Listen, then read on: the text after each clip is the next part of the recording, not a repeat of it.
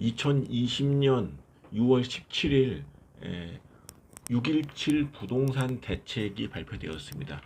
이 6.17 부동산 대책의 발표는 증시에 긍정적으로 작용할 가능성이 높다 이렇게 생각을 합니다. 자, 이번에 발표된 부동산 대책 주요 내용 중에서 규제 지역 확대, 재건축 규제, 법인 규제, 그다음에 갭 투자 대출 규제, 실거래 조사 강화 이렇게 크게 5가지의 정책들이 있는데 이 중에서 가장 눈에 띄는 정책은 바로 법인에 대한 주택담보대출 금지입니다. 부동산 관련된 정부의 정책, 특히 이번 문재인 정부에서는 강력한 규제, 정부가 할 수 있는 모든 정책 수단을 다 동원해서 부동산 가격을 잡겠다는 것이 일관된 정책 기조이고, 거의 1년에 한 두세 번씩 이런 조치들이 발표가 되는데, 지금 이번 정부의 정책 중에 이제 법인의 주택담보대출 금지가 가장 이슈가 된다고 말씀드렸는데, 이것은 사실 우리나라의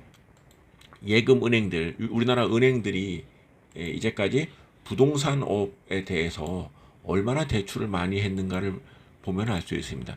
지금 보시는 그림은 은행의 제조업과 부동산업에 대한 대출금 규모입니다. 2011년부터 2019년까지의 통계 자료인데, 여기 보시면은 2011년에는 제조업에 대한 대출이 232조, 부동산업에 대한 대출은 82조였습니다. 그러니까 부동산업의 대출이 제조업 대출이 한 35% 정도 차이가 굉장히 컸는데, 2019년에 보면은 제조업에 대한 대출은 323조, 반면에 부동산업에 대한 대출은 201조입니다. 지금 두 숫자 간의 차이가 62.3%입니다. 그러니까 2011년에 35.5%에서 2019년에 62.3%, 부동산업의 대출이 그 비중이 굉장히 늘어나는 것을 알 수가 있습니다. 2011년 대비해서 보면은 제조업에 대한 대출은 9년간 39.3%가 늘어났는데, 부동산업에 대한 대출은 무려 144.3%가 증가했습니다. 물론 이번에 주택담보대출이 금지되는 법인이 여기서 얘기하는 모든 부동산업을 얘기하진 않습니다만, 굉장히 많은 부분에서 이번에 법인에 대한 주택담보대출 금지 조치가 영향을 받을 가능성이 굉장히 높다라고 판단이 됩니다. 이러한 조치 때문인지 오늘 종합주가지수는 상승을 했지만 은행업종은 약세를 면치 못했습니다. 은행업종에 대해서는 과거에도 이 위에 보시면 관련된 동영상이 있으니까 그거를 참고하시면 될 텐데, 그때도 은행을 부정적으로 봤던 것은 결국 예대마진, 주수익원인 예대마진의 그 감소, 이것은 절대적인 대출 규모의 둔화 때문이다 이렇게 말씀을 드렸는데, 가장 대출을 많이 일으켰던 업종의 하나였던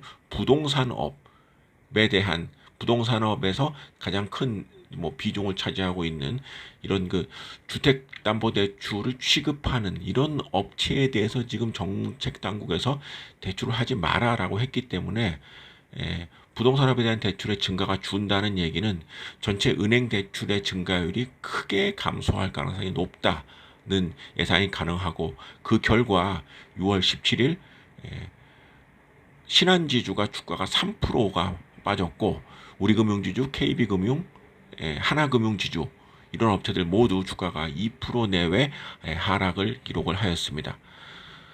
자, 이번 6.17 부동산 조치는 증시의 호재입니다. 정책 당국에서의 정책의 포커스가 부동산에 대해서는 규제, 증시에 대해서는 별다른 규제를 하지 않는 이런 상황인 점을 감안해 보면은 부동산과 주식 중에 주식에 대한 자금의 쏠림 현상이 더 커질 가능성이 높다는 얘기가 되겠고, 그래서 전체적으로 봤을 때 증시에 좋은 재료다 이렇게 말할 수가 있겠습니다. 다만 이 과정 중에 금융업종은 큰 타격을 받을 것이다 라는 얘기가 되겠습니다. 부동산 업으로 상장되어 있는 기업이 뭐 있는데 거의 없다시피 한 우리나라 증시에서는 거의 미치는 영향이 미미하기 때문에 결국은 이번 조치로 인한 불이익은 은행 업종을 중심으로 나타날 것이다 이렇게 판단을 합니다. 특히 지금 지지율이 뭐 60%가 넘는 현 정부에서 추진하는 정책에 별다른 반대, 특히나 뭐 야당이 지금 아예 국회 등원조차 거부하고 있는 상황이기 때문에 정책 당국의 정책 추진은 과거에 비해서 굉장히 빨리 진행될 가능성이 높고 별다른 반대가 일어나지 않을 가능성이 높기 때문에 이런 정부 정책에 주시할 필요가 있고 이것이 증시에는 나쁘지 않은 재료이다. 이런 점을 강조해서 말씀을 드립니다.